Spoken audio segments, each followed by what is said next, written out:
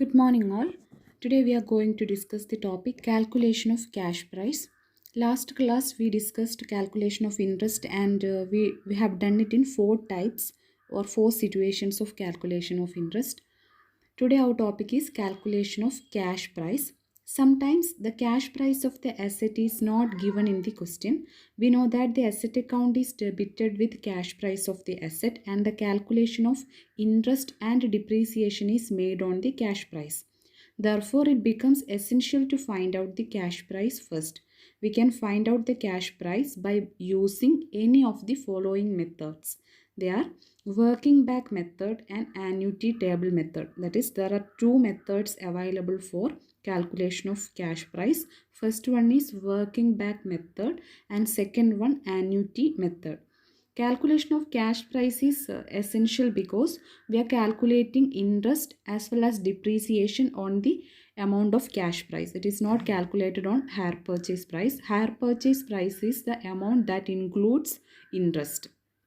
അപ്പോൾ ഇൻട്രസ്റ്റും കൂടെ ഉൾപ്പെട്ട എമൗണ്ട് ആണ് നമ്മൾ എന്ത് പറയുന്നത് ഹയർ പർച്ചേസ് പ്രൈസ് എന്ന് പറയുന്നത്. അപ്പോൾ നമുക്ക് ക്യാഷ് പ്രൈസ് കിട്ടിയാൽ അതിൻ്റെ മുകളിലാണ് നമ്മൾ ഇൻട്രസ്റ്റ് കാണുന്നത്. അതേപോലെ ക്യാഷ് പ്രൈസിൻ്റെ എമൗണ്ടിലാണ് നമ്മുടെ അക്കൗണ്ടിലേക്ക് അസറ്റ് ഡെബിറ്റ് ചെയ്യുന്നത്. അതേപോലെ അസറ്റിൻ്റെ ഡിപ്രീസിയേഷൻ കാണുന്നതും എന്തിൻ്റെ മുകളിലാണ് ക്യാഷ് പ്രൈസാണ്. അപ്പം ക്യാഷ് പ്രൈസ് കാൽക്കുലേറ്റ് ചെയ്യുക എന്നുള്ളത് ഇമ്പോർട്ടൻ്റ് ആണ്. രണ്ട് മെത്തേഡ്സ് ഉണ്ട്, വർക്കിംഗ് ബാക്ക് മെത്തേഡും ആന്യൂറ്റി ടേബിൾ മെത്തേഡും. അതിൽ ഫസ്റ്റ് മെത്തേഡായ വർക്കിംഗ് ബാക്ക് മെത്തേഡാണ് ഇന്നത്തെ ക്ലാസ്സിൽ നമ്മൾ ഡിസ്കസ് ചെയ്യുന്നത്. In this method, the interest included in the last installment is to be calculated first. അതായത് നമുക്ക് ഫോർ എക്സാമ്പിൾ ഒരു 4 ഇൻസ്റ്റാൾമെൻ്റ് ഉണ്ട്. ഡൗൺ പേയ്മെൻറ്റ് കൊടുത്തതിന് ശേഷം വീണ്ടും നമ്മളൊരു 4 ഇൻസ്റ്റാൾമെൻറ്റ്സ് അടയ്ക്കുന്നുണ്ടെങ്കിൽ ഫസ്റ്റ് നമ്മൾ കണ്ടെത്തേണ്ടത് എന്താണ്? നാലാമത്തെ ഇൻസ്റ്റാൾമെൻ്റ് ആണ്. The interest is calculated first on the fourth installment, then on the third, then on the second and lastly on the first installment. അപ്പോൾ നമുക്ക് ഇൻട്രസ്റ്റ് നമ്മൾ ആദ്യം എന്ത് ചെയ്യുക, നാലാമത്തെ ഇൻസ്റ്റാൾമെൻറ്റിൽ ഉൾപ്പെട്ട ഇൻട്രസ്റ്റ് കാണുക. അപ്പോൾ അതിൽ നിന്ന് ആ ഇൻട്രസ്റ്റ് കുറച്ചാൽ നമുക്ക് ടോട്ടൽ ഇൻസ്റ്റാൾമെൻറ്റ് എമൗണ്ട് കിട്ടി, അതിൽ ഇൻട്രസ്റ്റ് കാണുക. അപ്പോൾ ഇൻസ്റ്റാൾമെൻറ്റ് എമൗണ്ടിൽ നിന്ന് ഇൻട്രസ്റ്റ് കുറച്ചാൽ നാലാമത്തെ ഇൻസ്റ്റാൾമെൻറ്റിൽ വരുന്ന ക്യാഷ് പ്രൈസ് കാണാൻ പറ്റും. എന്നിട്ട് നമ്മൾ പിന്നെ തേർഡിൽ അത് കാണുക, പിന്നെ സെക്കൻഡിൽ കാണുക. ആ രീതിയിൽ വർക്കിംഗ് ബാക്ക്, അതായത് നമ്മൾ ഫോർത്തിൽ തുടങ്ങി ഫസ്റ്റിൽ എത്തിയിട്ട് ക്യാഷ് പ്രൈസ് കാണുന്ന മെത്തേഡ് ആയതുകൊണ്ടാണ് ഇതിനെ വർക്കിംഗ് ബാക്ക് മെത്തേഡ് എന്ന് പറയുന്നത്.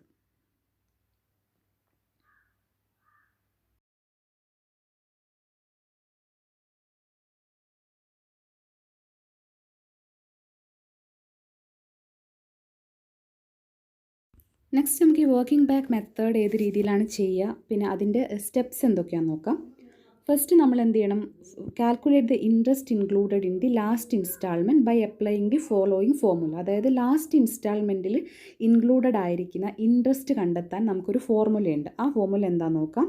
Interest is equal to balance due at the time of instalment into rate divided by 100 plus rate divided by 100 plus rate.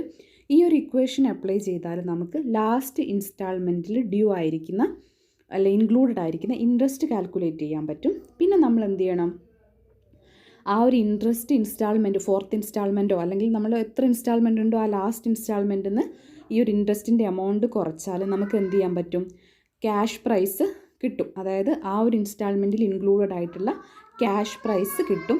പിന്നെ ആ രീതിയിലാണ്. അപ്പോൾ അതിന് കുറേ സ്റ്റെപ്സ് ഉണ്ട്, നിങ്ങൾ സ്റ്റെപ്സ് വായിച്ച് നോക്കുക. അപ്പോൾ നമുക്ക് എന്ത് ചെയ്യാം, ഒരു പ്രോബ്ലത്തിലൂടെ ആകുമ്പോൾ കുറച്ചും കൂടി ഈസി ആയിട്ട് സ്റ്റെപ്സ് മനസ്സിലാക്കാൻ പറ്റും. അപ്പോൾ നമുക്കൊരു പ്രോബ്ലം ചെയ്ത് നോക്കാം.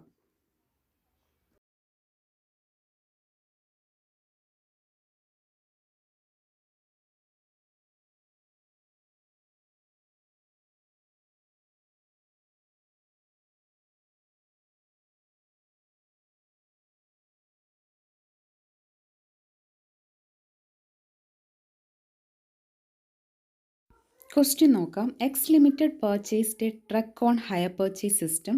As per terms the company is required to pay ₹70,000 down, 50,000 at the end of the first year, 49,000 at the end of the second year and 55,000 at the end of the third year. Interest is charged at 10% per annum.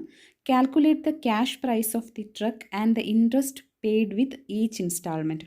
അപ്പോൾ നമുക്ക് ക്വസ്റ്റ്യനിൽ cash prize തന്നിട്ടില്ല, നമ്മളോട് calculate ചെയ്യാൻ പറഞ്ഞിരിക്കുന്നത് cash പ്രൈസും അതേപോലെ ഓരോ ഇൻസ്റ്റാൾമെൻറ്റിൽ പേ ചെയ്തിട്ടുള്ള ഇൻട്രസ്റ്റിൻ്റെ എമൗണ്ടും.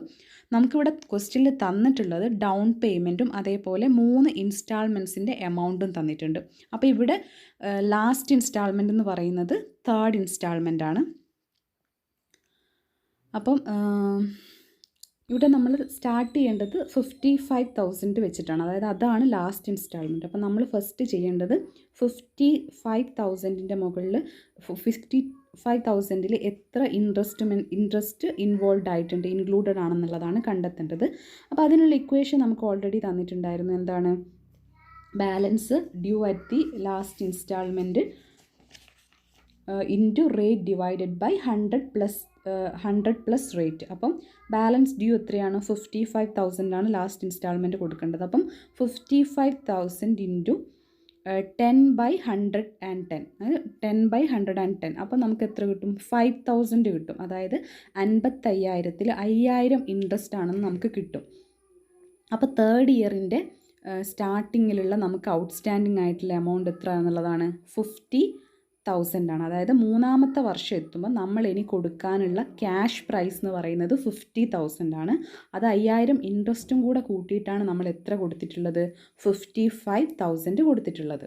അപ്പം നമുക്ക് 3rd ഇയർ സ്റ്റാർട്ടിങ്ങിലുള്ള ഡ്യൂ ആയിട്ടുള്ള എമൗണ്ട് എത്ര കിട്ടി? 50,000.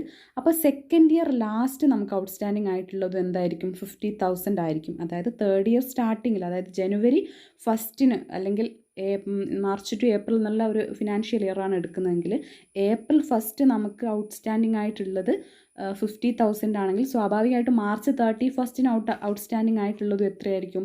50,000 തന്നെയായിരിക്കും. അപ്പോൾ 3rd ഇയർ ലാസ്റ്റ് 50,000 ഉള്ളതുകൊണ്ട് നമുക്ക് എന്ത് പറയാൻ പറ്റും? 2nd ഇയർ ഫസ്റ്റും നമ്മൾ കൊടുക്കാനുള്ളത് 3rd ഇയർ ഫസ്റ്റ് 50,000 ആയതുകൊണ്ട് 2nd ഇയർ ലാസ്റ്റ് നമ്മൾ കൊടുക്കാനുള്ളത് എത്രയായിരിക്കും?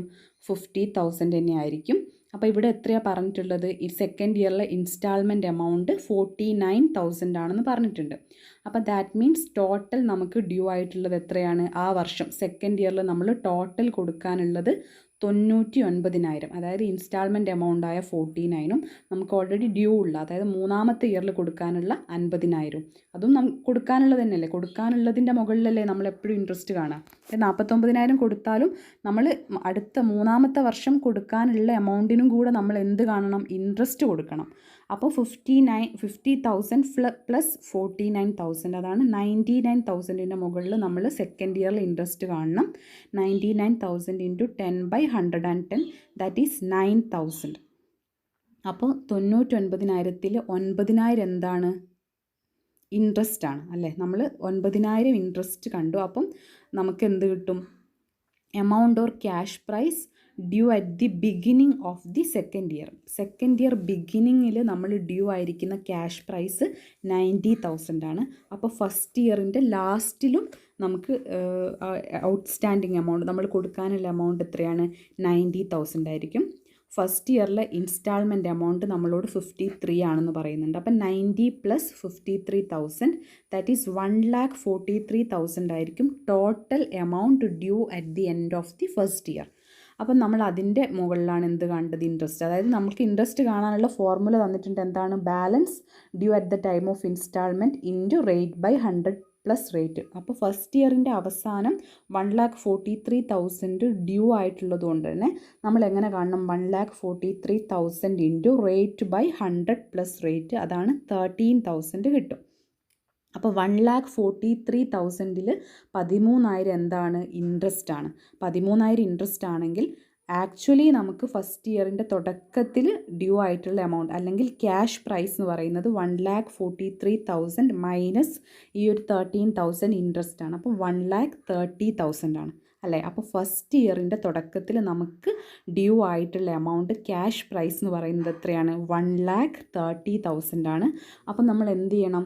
നമ്മൾ ഓൾറെഡി എത്ര കൊടുത്തിട്ടുണ്ട്? 70,000 ഡൗൺ പേയ്മെൻ്റ് ആയിട്ട് കൊടുത്തിട്ടുണ്ട്. ഡൗൺ പേയ്മെൻ്റ് ആയിട്ട് കൊടുത്ത ഉടനെ തന്നെ നമുക്ക് ഡ്യൂ ആയിട്ടുള്ള, അതായത് സ്റ്റാർട്ടിങ്ങിൽ ഡ്യൂ ആയിട്ടുള്ളതാണ് 1,30,000. അപ്പം നമുക്ക് ക്യാഷ് പ്രൈസ് കാണാൻ പറ്റും. എത്ര? 1,30,000 പ്ലസ് 70,000, 2 lakh ആണ് എന്ത്? Cash prize. ഇത് നിങ്ങൾ എന്താണ് ഇങ്ങനെ പറയുന്നത് കേൾക്കുമ്പോൾ നിങ്ങൾക്ക് പെട്ടെന്ന് അത് മനസ്സിലാക്കാൻ ബുദ്ധിമുട്ടുണ്ടാവും. അപ്പോൾ എന്ത് ചെയ്യുക, ക്വസ്റ്റ്യൻ എഴുതിയിട്ട് ചെയ്ത് തുടങ്ങിയിട്ട് ഇങ്ങനെ ക്ലാസ് കേൾക്കുക. എങ്കിൽ മാത്രമേ നിങ്ങൾക്ക് അത് ക്ലിക്ക് ചെയ്യുള്ളൂ. അല്ലാതെ എന്തൊക്കെയോ പറയുന്ന പോലെ കുറേ കൺഫ്യൂഷൻസ് വരാൻ ചാൻസ് ഉണ്ട്. പെട്ടെന്ന് കിട്ടാത്ത ആളുകൾക്ക്, ആ ഒരു ടെക്നിക്ക് മനസ്സിലാവാത്ത ആളുകൾക്ക്. അല്ലാത്ത പക്ഷം അത് വളരെ സിമ്പിളാണ്. അതായത് നമ്മളിപ്പം ഒരാൾക്ക് നമ്മൾ 25,000 രൂപ കൊടുക്കാനുണ്ട്. പക്ഷേ നമ്മളത് 5 വർഷമായിട്ടായിരിക്കും കൊടുക്കുന്നത്. പക്ഷേ 5 വർഷമായിട്ട് കൊടുക്കുമ്പോഴും നമ്മളെന്താണ് ഓരോ വർഷം കൊടുക്കുമ്പോഴും ഇനി എത്ര കൊടുക്കാനുണ്ട് അതിൻ്റെ മുകളിലാണ് നമ്മൾ ഇൻട്രസ്റ്റ് കൊടുക്കുന്നത്. ഒരു വർഷം ഒരു വർഷം നമ്മൾ ചിലപ്പോൾ 5,000 രൂപയായിരിക്കും കൊടുക്കുന്നുണ്ടാവുള്ളൂ. പക്ഷേ നമ്മൾ എത്ര കൊടുക്കാനുണ്ട് എന്നുള്ളതിൻ്റെ ഇൻട്രസ്റ്റും കൂടെ കൊടുക്കണം. ലോണൊക്കെ അടയ്ക്കുമ്പോൾ അങ്ങനെയല്ലേ? ലോൺ അടയ്ക്കുന്നതൊക്കെ നിങ്ങൾ ആലോചിച്ച് എന്താ, 5 ലക്ഷം ലോൺ എടുത്താൽ നമ്മൾ ഒരു മാസം ചിലപ്പം 10,000 രൂപയായിരിക്കും റീപേയ്മെൻറ്റ് നടത്തുന്നത്. പക്ഷേ ആ 10,000-ൽ ആ 5 ലക്ഷത്തിൻ്റെയും എന്തുണ്ടാവും, ഇൻട്രസ്റ്റ് വരുന്നുണ്ടാവും. അടുത്ത മാസം കൊടുക്കുമ്പം നമ്മൾ ചിലപ്പം പ്രിൻസിപ്പൽ എമൗണ്ടിൽ ഒരു 8,000 അടച്ചിട്ടുണ്ടെങ്കിൽ 5 ലക്ഷത്തിൽ നിന്ന് എന്ത് ചെയ്യും, 8,000 കുറച്ചിട്ട് ബാക്കി 4,92,000 ഇൻട്രസ്റ്റും അടുത്ത മാസം കൊടുക്കേണ്ടി വരും. അങ്ങനെ നമ്മൾ എത്ര കൊടുക്കാനുണ്ടോ അതിൻ്റെ മുകളിലൊക്കെ നമ്മൾ ഇൻട്രസ്റ്റ് കൊടുക്കില്ലേ? ആ ഒരു കൺസെപ്റ്റ് തന്നെയാണ് ഇതും.